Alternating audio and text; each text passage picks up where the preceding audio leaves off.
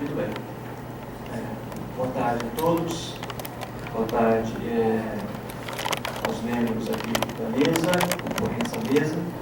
Quero agradecer inicialmente o convite ao vereador Rossini, dizer da nossa satisfação em estar aqui participando desse debate a respeito desse tema no qual nós estamos comemorando hoje, que é o Dia Internacional da Água. E aí a gente brinca lá onde eu trabalho, de manhã, nesse dia, nós estamos felizes Dia da Água para vocês.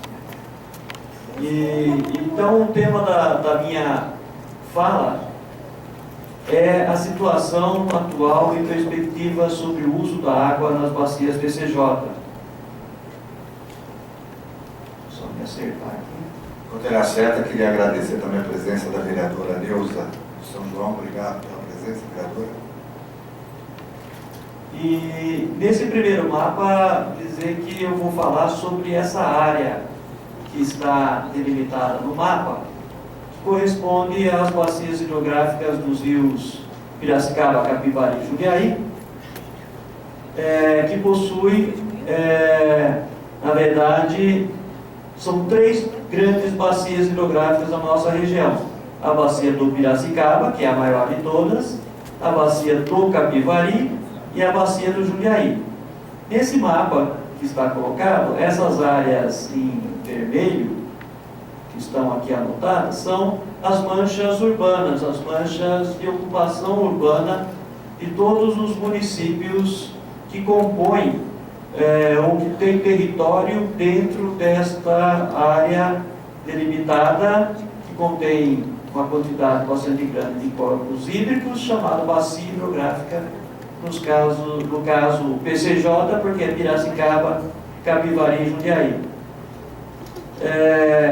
Os rios principais são exatamente aqueles que dão nome a essas bacias, e no caso da bacia do Piracicaba, nós temos a destacar ainda aqui de interesse bastante direto para o município de Campinas, os rios Atibaia e o rio Jaguari, que se juntam ali em Americana, nesse ponto que eu estou anotando com a seta, e a partir dali, da junção desses dois rios, ele passa a se chamar Rio Piracicaba. E nas cabeceiras desses formadores do Piracicaba, do Jaguari e do Atibaia, nós temos aqui, nessa região, 4 grandes reservatórios nessa bacia que constituem aquilo que foi batizado de Sistema Cantareira, que faz a reversão das águas para abastecimento da região metropolitana de São Paulo, que foi o objetivo principal da sua construção e que será objeto depois da palestra que se seguirão à minha. São 76 municípios que compõem essa região e que juntos congregam uma população superior a 5.200.000 habitantes. O sistema Cantareira, então, reverte para a região metropolitana, na sua capacidade máxima, 31 mil litros de água por segundo para abastecimento de aproximadamente 9 milhões de pessoas na região metropolitana de São Paulo. E é constituído, então, como eu já falei, por uma sequência de reservatórios. O mais alto é o do Jaguari, Jacareí, e depois esses reservatórios estão interligados por túneis, a água vai passando de um para o outro, e depois aqui existe uma grande estação elevatória de água que faz com que essa água transponha a Serra da Cantareira, chegando até a ETA do Guaraú, já na região metropolitana de São Paulo. Essa região que nós vivemos, a das bacias Piracicaba, Capivari e Jundiaí, é uma região altamente desenvolvida, com números da sua economia bastante significativos em termos de país. Se nós olharmos esse mapa, as cores mais escuras significam aqueles que possuem o maior PIB municipal, e aí então você percebe que nas bacias do Piracicaba são quase todas as cores mais fortes que estão ali representadas. E se essa região que eu estou lhes falando, as bacias do PCJ, se essa região fosse um estado brasileiro, ele seria o 6º estado mais rico da federação. Ele perderia em termos de PIB, ele perderia para o próprio estado de São Paulo, para o estado do Rio de Janeiro, Minas, Rio Grande do Sul e Paraná. E depois dele viriam os outros estados da federação, Bahia, Santa Catarina e etc. E tal. Então isso demonstra a capacidade econômica que essa região tem. São então 76 municípios, 171 no território paulista e 5 no território mineiro, porque as nascentes do Piracicaba, na verdade do Jaguari e do Atibaia, elas estão ali no extremo sul do estado de Minas Gerais, ali na região de Extrema e Camanducaia. A área dessa bacia é pouco mais de 15 mil quilômetros quadrados, que se nós pensarmos em termos de percentual do que significa isso no território paulista, que tem 250 mil quilômetros quadrados, é realmente algo não tão expressivo.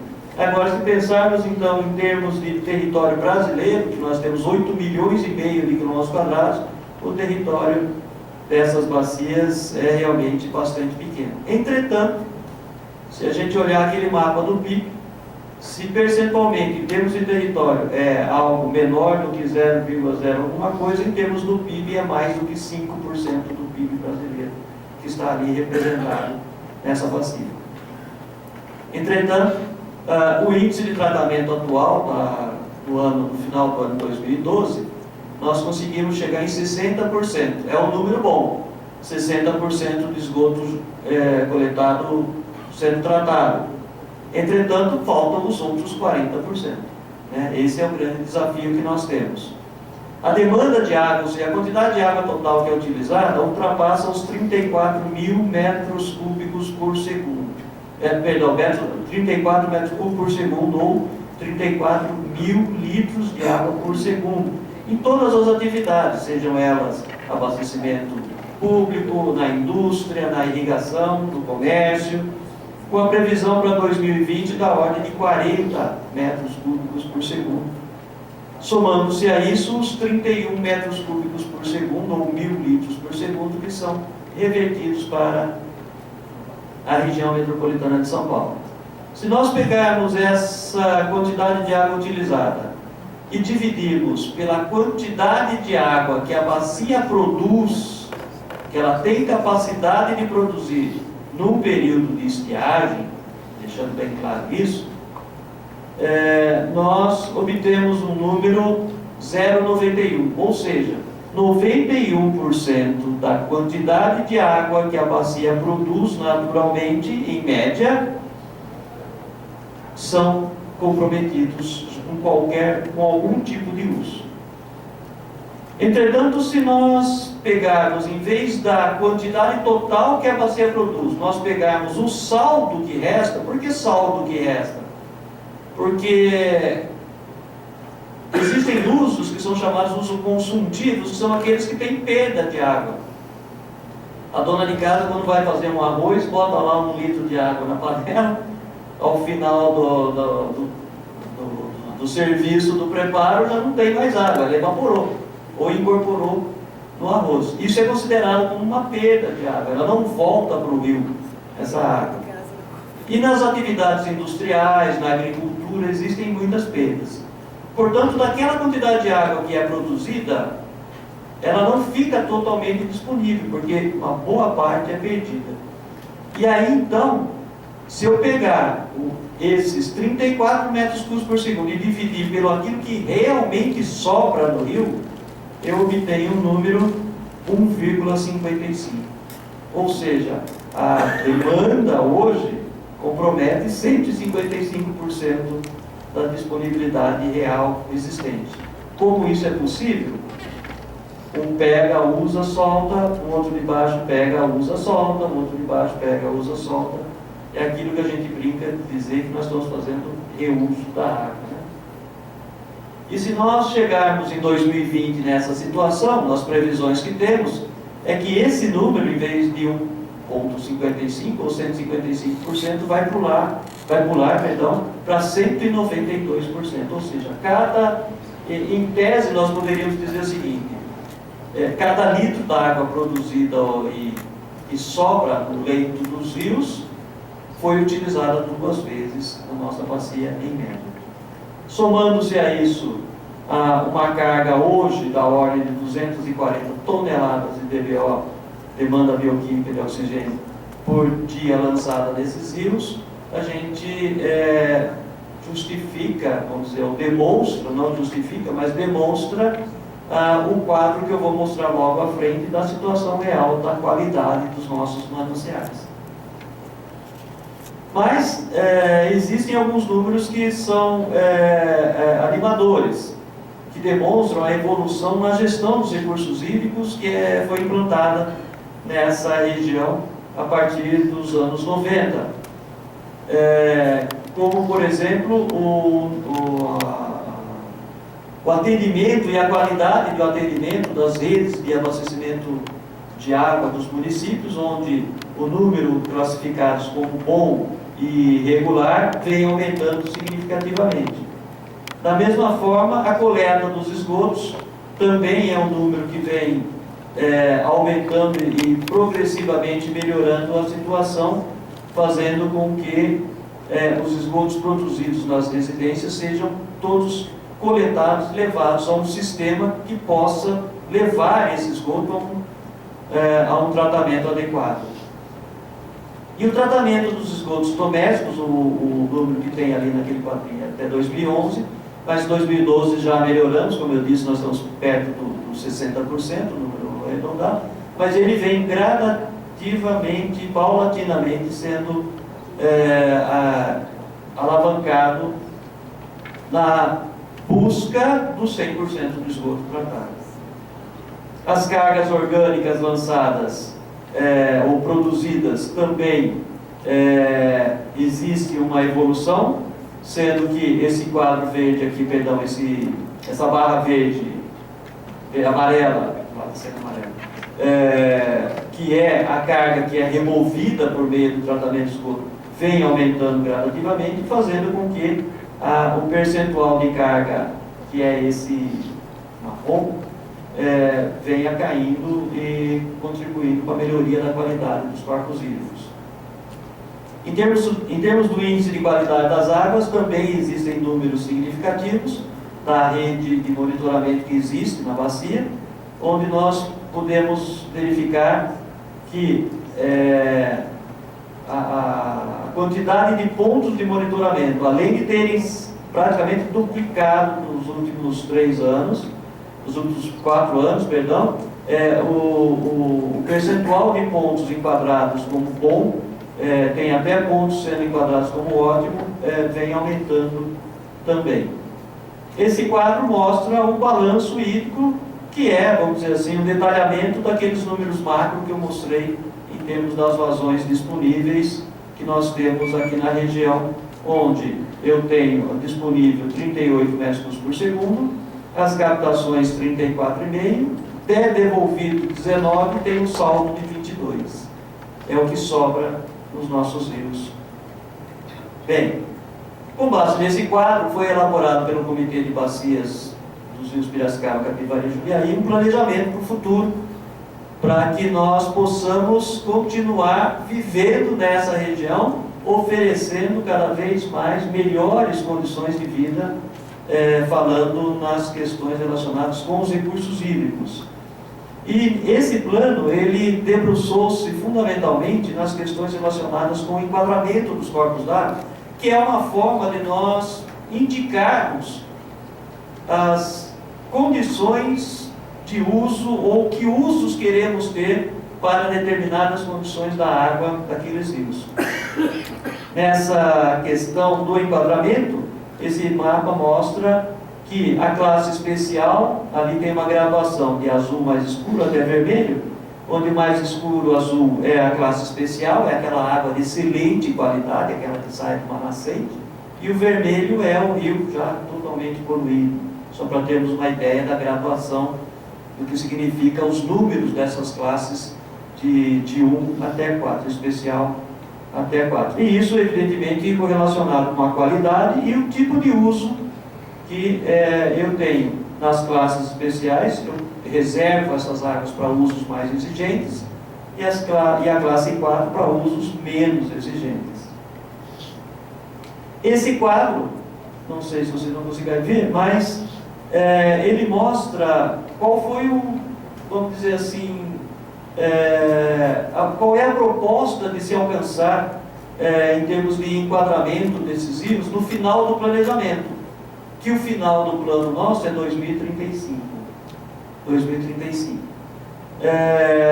que é a maior parte dos nossos rios na classe 2, que é, vamos dizer, em tese da engenharia, aquela classe onde eu tenho usos mais intensos, uma classe muito boa de se ter nos rios para que eu possa tirar água, para poder tratar, fazer irrigação de culturas e tudo mais. Portanto, esses são os rios que nós queremos ter nessa região, que é a proposta que consta no plano das bacias PCJ. E esse mapa mostra os rios que temos. Os rios que temos com uma quantidade enorme de trechos em vermelho, que são classe 4, em amarelo, que são classe 3, alguns classe 2, alguns classe 1 aí, mas esse classe 1 ainda a gente tem que tomar muito cuidado, porque esse mapa ele foi elaborado considerando apenas oxigênio dissolvido e demanda bioquímica de oxigênio. Por exemplo, não leva em consideração coliformes, por exemplo, nesse enquadramento que está aí. E que se a gente fizesse, a situação iria ficar bem mais monocromática e quase toda ela em vermelho. E inclusive existem trechos de rios nesse mapa que não são nenhuma daquelas cores. Tem um cinza aqui, por exemplo, o próprio Piracicaba, e trechos aqui do Quilombo e outros trechos do Capivari que estão em cinza. O que significa cinza? Não está naquela classe. Na verdade, esse cinza significa assim, pior que classe 4. Não adianta olhar na legislação, você não vai achar o enquadramento. Nós é que inventamos para demonstrar a real criticidade da situação em diversos trechos. E, enfim, o que nós temos hoje é menos de 40% dos trechos dos nossos rios dentro da classe que nós sonhamos um dia alcançar. E aí foram feitas propostas para que nós consigamos chegar naquela proposta em 2035, estabelecendo metas intermediárias de atingimento de remoção de cargas, de controle de perdas, enfim, de melhoria. Quer dizer, não se vai alcançar essa melhoria num piscar de olhos. Ninguém tem varinha de condão, exigem recursos necessários, e aí foi feito um escalonamento disso. Esses são valores das projeções de demanda em 2014 e 2020, que são duas datas intermediárias, meta do plano de bacia. E a ideia é que cheguemos em 2020, que é a meta intermediária do plano, com 63% dos nossos rios enquadrados. Em 2020, com 63% dos rios na classe 2, vamos chamar assim, de forma bastante genérica. E quais foram as diretrizes para chegarmos até lá? Como que nós vamos conseguir chegar nesse ponto? Investindo muito, fazendo muita coisa. E aí todas as ações necessárias foram classificadas em 8 programas, grandes programas de ação, de ações, que vão desde a questão do monitoramento, da gestão, até a execução propriamente dita de obras nos cursos d'água, nos sistemas de saneamento e na recomposição, por exemplo, de matas ciliares. Esses são programas que podem ser financiados, por exemplo, com a cobrança pelo uso dos recursos hídricos, que é um dos instrumentos de gestão que tem que ser aprimorado. Ela já existe, já gera recursos, mas tem que ser cada vez mais aprimorado. E esses são outros 8 programas que são programas que não têm como ser financiados com recursos da cobrança, que tem que ser buscados fontes alternativas, aí, vamos dizer dessa forma. Que são as redes, as expansões das redes de abastecimento de água, as redes públicas domiciliares de coleta de esgoto e assim por diante. As galerias de águas pluviais, a questão da coleta de resíduos sólidos, navegação, saúde e vigilância sanitária, transporte de cargas perigosas e tóxicas, por exemplo, das nossas rodovias. Nós temos tido um cuidado imenso do Comitê de Bacias quando analisamos a implantação de empreendimentos que geram cargas tóxicas que são transportadas de nossas rodovias. É um perigo imenso, bastante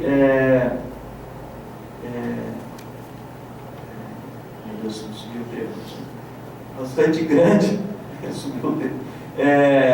nas travessias das rodovias por sobre cursos d'água. Bem, e quanto é que nós chegamos? Qual foi a conta que nós chegamos? Bem, nós vamos precisar até 2020 investir 4 bilhões 450 milhões de reais nessa região toda, desses 76 municípios.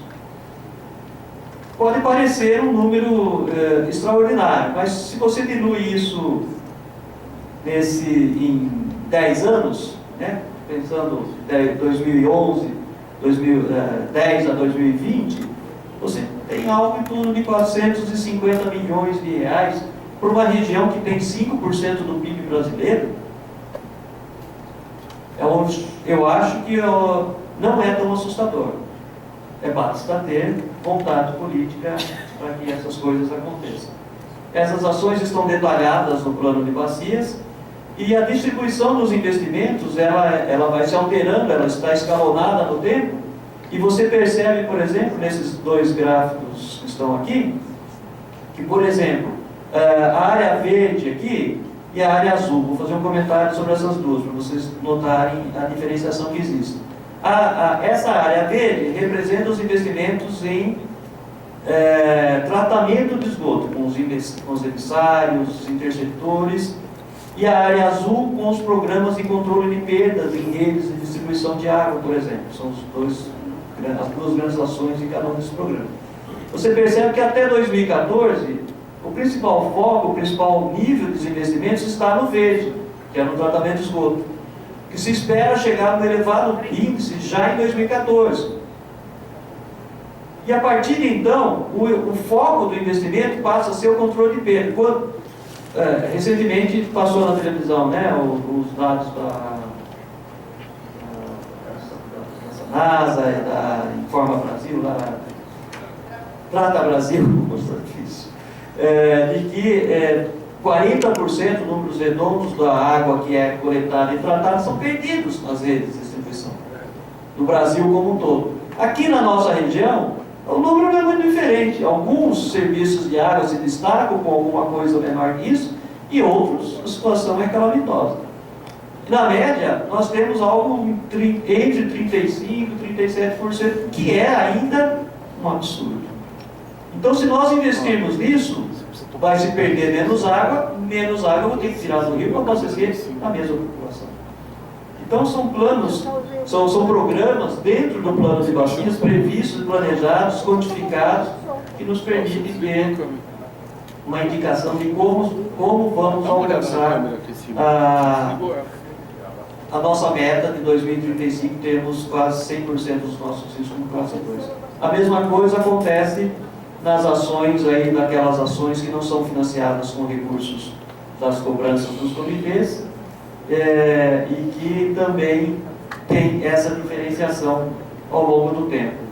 E os grandes desafios que nós temos estão aí muito resumidamente colocados, em termos de conseguirmos aprimorar a articulação entre o licenciamento ambiental e as outorgas de direito de uso de recursos, que são instrumentos de planejamento e de comando e controle, efetivamente, que necessitam existir para que haja uma segurança jurídica, um arcabouço legal atribuído a essa questão do uso de bens ambientais, e aí especificamente o recurso hídrico. O monitoramento hídrico, não tem como nós avançarmos numa situação como essa. Nós que atuamos nos comitês de bacias e junto com os serviços de saneamento, toda reunião a gente fala, nós estamos aqui na região no fio da navalha. Com essa situação toda da qualidade dos rios, se descuidarmos um instante que seja, a coisa pode ficar feia. Então nós estamos continuamente tensos, né, ali, porque temos que estar monitorando, controlando e fazendo as coisas certas. E para que isso aconteça, temos que monitorar continuamente, cada vez mais com detalhes, tudo que está acontecendo, em termos de chuva, em termos de qualidade das águas dos rios, em termos de quantidade, níveis d'água e tudo mais. Estamos elaborando o programa de efetivação do enquadramento a partir de 2020, porque o plano, ele conseguiu detalhar as ações principais até 2020 e fez algumas propostas de linha de ação para chegar em 2035. Agora nós estamos, já foi contratado pela agência das bacias do CCJ, a empresa que está fazendo o detalhamento de como chegar naquelas diretrizes gerais, quais são as ações, quanto vai custar efetivamente em 2035 para chegarmos na meta estabelecida. Identificação de dificuldades dos executores e tomadores de recursos. Foi feito um levantamento pela agência de bacias das fontes possíveis de recursos para tratamento de esgotos, por exemplo, e outras ações de controle de perdas que estão previstas no plano de bacias. E qual foi a nossa surpresa? Que nós detectamos que já existem mais de 2 bilhões de reais já comprometidos, seja no governo federal, no governo estadual, em caixa econômica, etc., para a aplicação das bacias. E muito desse recurso, às vezes, está travado por uma série de questões, problemas em licitação, problemas em licenciamento, o projeto não ficou pronto, etc. Então, nós precisamos destravar isso tudo para conseguir fazer com que esses 2 bilhões que nós detectamos estão lá consignados em contratos assinados, termos e compromissos firmados, que não chegaram ainda até nós. Então a agência de bacias está fazendo esse trabalho também, junto com o comitê de bacias, para conseguir melhorar essa situação, esse fluxo de recursos para a nossa região. Desenvolvimento de um programa de comunicação. A sociedade precisa saber de tudo que está acontecendo. A sociedade precisa saber e, sabendo, participar. Porque também não adianta saber, cruzar os braços e ficar esperando que um salvador da pátria vá lá e resolva tudo para nós. Aliás, nós brasileiros temos um problema sério em relação a isso. Mas esse programa de comunicação, por exemplo, se vocês entrarem no site da Agência das Bacias, tem um programa quinzenal que o Comitê de Bacias estabeleceu, que sai de 15 em 15 dias, né? Quinzenal, pode ser de 2 em 2 semanas, vai. Que é o valor da água, chama esse programa. É um programa que a gente falou da TV PCJ. Inclusive, é aberta, é disponível, a Câmara, se quiser passar, põe lá, passa, fique à vontade. É um programa de excelente qualidade e que traz tudo que está sendo feito nessas bacias, as ações que são implementadas, os recursos que são disponibilizados, as reuniões plenárias dos comitês. Aliás, as reuniões plenárias dos comitês passaram a ser, já faz uns 2 anos, todas elas transmitidas pela internet, e o pessoal fala, mas são poucas pessoas que assistem. Eu falo, não interessa. Se tiver um assistindo, já está bom. Já ganhamos o investimento feito. Né? E a negociação dos arranjos institucionais, o acompanhamento anual da situação, isso tem que ser feito, junto com o monitoramento do rio. Eu tenho que monitorar as nossas ações, elas estão sendo efetivas ou não. E a negociação dos arranjos institucionais e das parcerias que são necessárias para que a gente possa avançar. Dentro do tempo que eu havia me programado, então aí os meus 30 minutos, eu agradeço muito a atenção de todos vocês.